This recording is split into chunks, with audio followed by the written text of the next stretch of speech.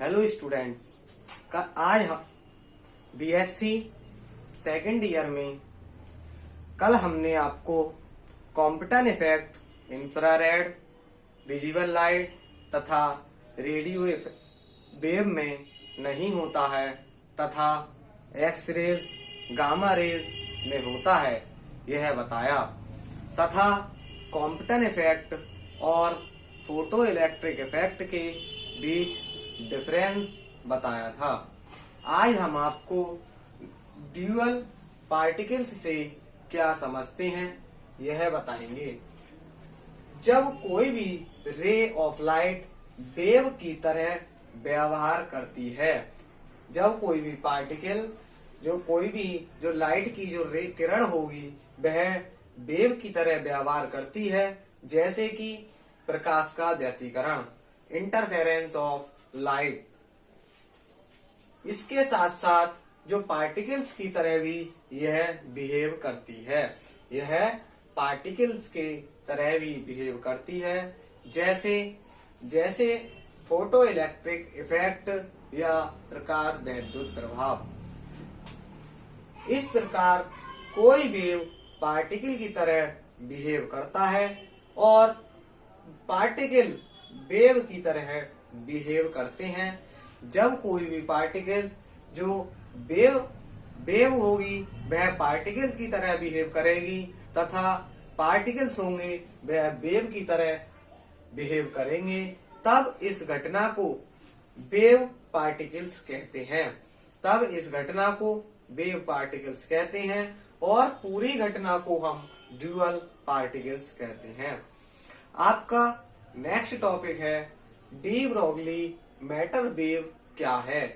De Broglie matter wave क्या है, इसकी तरंग दैर्ध्य के लिए सूत्र स्थापित कीजिए।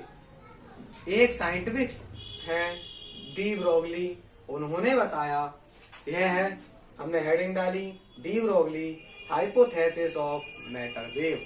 इसमें लिखा डी ब्रोगली ने बताया कि जब कोई आवेशित कण गति करता है, जिस पर किसी कण पर कोई भी आवेश है, आवेशित कण है वो गति करता है, तब जब गति करते पर तरंगें बनती हैं। तरंगें बनने के बाद जो तरंगों को हम मैटर वेव कहते हैं। इन्हीं वेवलेंथ के लिए जो डी ब्रोगली ने एक फॉर्मूला बताया वह है lambda equal to h/mv।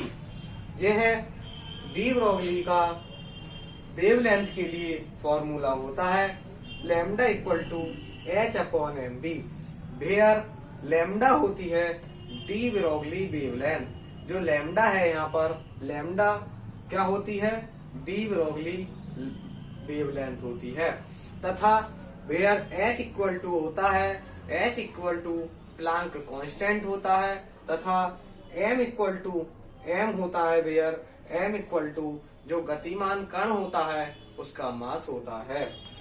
And जो यहाँ वेयर b है, b क्या होता है, b भी जो गतिमान कण है वह उसकी वेलोसिटी होती है। यह हमारी डी ब्रोगली की हाइपोथेसिस ऑफ मैटर वेव है। सूत्र की स्थापना। डी ब्रोगली के जो सूत्र है उसकी स्थापना करेंगे। किसी फोटोन की एनर्जी के लिए जो फॉर्मूला होता है, फोटोन की एनर्जी के लिए फॉर्मूला बताया था आपको हमने, E equal to H mu from Planck theory. Planck के अनुसार जो E की वैल्यू है, फोटोन की एनर्जी है, वह E equal to H mu होती है। हमने इसे इक्वेशन नंबर फर्स्ट मान लिया। तथा E इक्वल टू mc², यह है फ्रॉम आइंस्टीन थ्योरी। जब आइंस्टीन के अनुसार, आइंस्टीन थ्योरी ने किसी फोटोन की एनर्जी के लिए जो फॉर्मूला दिया वह E इक्वल टू mc² दिया। इसे हमने इक्वेशन नंबर 2 मान लिया। तब ऑन कंपेयरिंग बोथ फॉर्मूला, दोनों फॉर्मूले इक्वेशन नंबर फर्स्ट तथा इक्वेशन नंबर 2 का हमने कंपेयर किया, तब H mu equal to M C square. तब हम जानते हैं mu equal to C upon lambda, mu equal to C upon lambda. तब हमने म्यू की वैल्यू इस वाली इक्वेशन में पुट करी, तब हमारे पास H C upon lambda equal to M C square. यहाँ पर सी से कैंसिल हो गया, फिर हमने लेमडा की वैल्यू जो निकाली, lambda equal to H upon M C square, H upon M सी।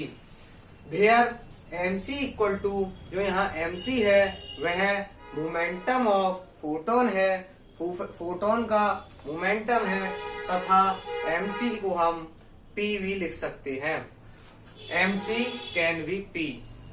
तब हमने यहाँ पर एम सी के बदले पी लिखा, फिर P equal to H upon lambda आ गया।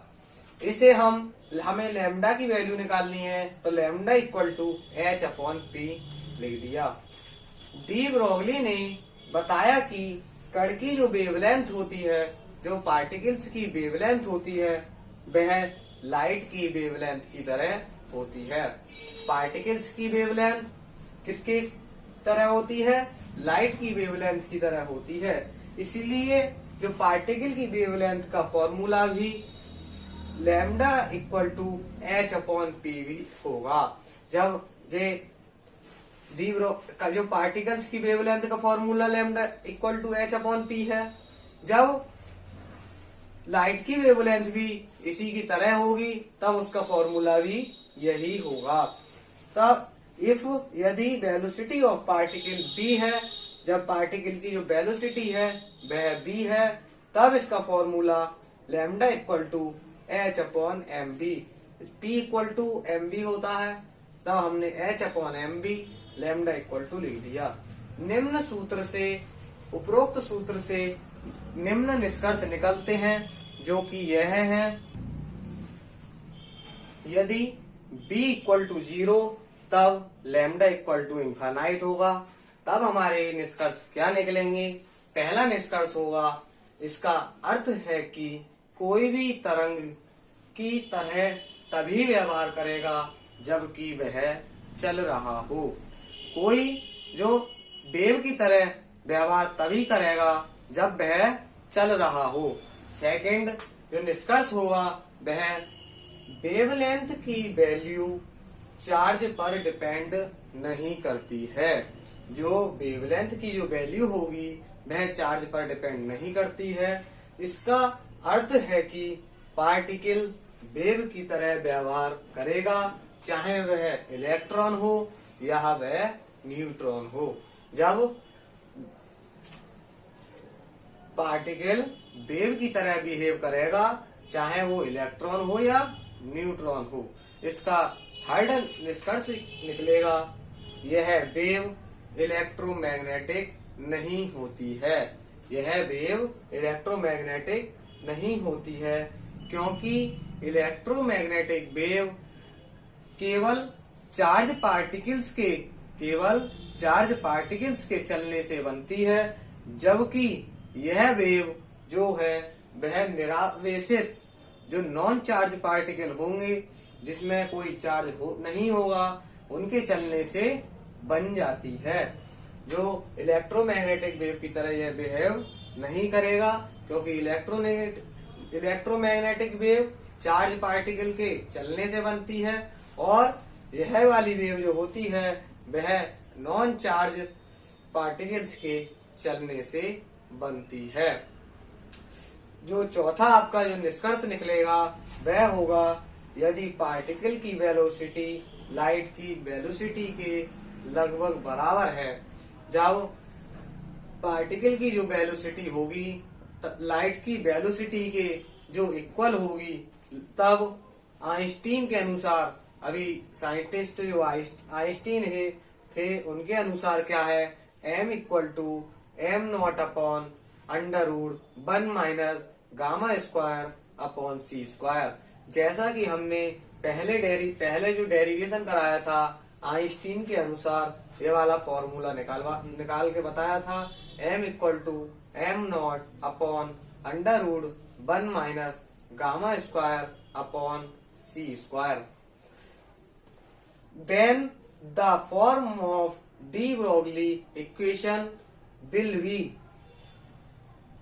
तब जब डी ब्रोगली इक्वेशन की फॉर्म किस प्रकार होगी। जो डी ब्रोगली की वेवलेंथ की इक्वेशन थी हमने पहले लिखी थी, lambda equal to H upon M B थी। एम के बदले हमने एम की वैल्यू हमने ये वाली पुट करी।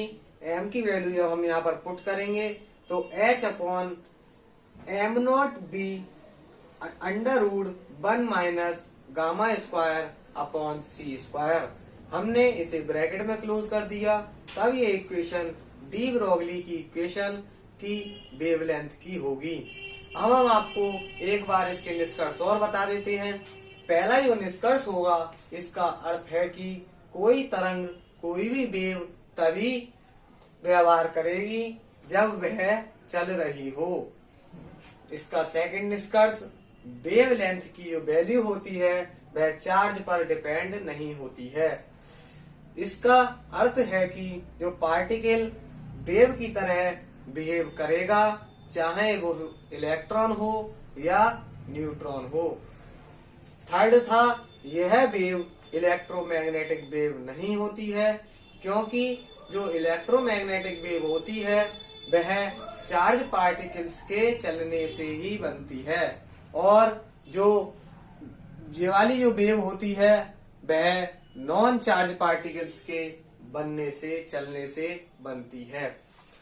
फोर्थ था, यदि पार्टिकल्स की वेलोसिटी लाइट की वेलोसिटी के लगभग बराबर हो तब आइंस्टीन के अनुसार m equal to M naught upon under root 1 minus gamma square upon C square. इसको हमने D Broglie equation lambda equal to H upon M B में पुट करा, तब हमारी डी ब्रोगली इक्वेशन की wavelength lambda equal to H upon M naught B under root 1 minus gamma square upon C square आ गई।